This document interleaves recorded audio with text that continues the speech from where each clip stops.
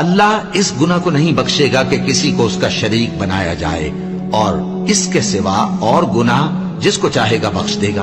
और जिसने अल्लाह के साथ शरीक बनाया तो बेशक वो रस्ते से दूर जा पड़ा। ये लोग अल्लाह के सिवा जो परस्तिश करते हैं तो कुछ देवियों की, और पुकारते भी हैं तो शैतान सरकशी को, जिस पर अल्लाह ने लानत की है।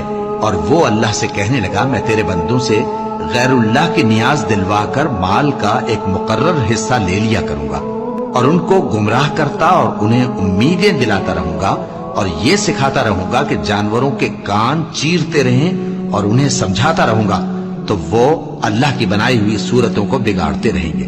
और जिस शख्स ने अल्लाह को छोड़कर शैतान को दोस्त बनाया, वो साफ साफ घाटे में रहा। वो उनको वादे देता है और उम्मीदें दिलाता है, और जो कुछ शैतान उन्हें वादे देता है वो धोखा ही धोखा है।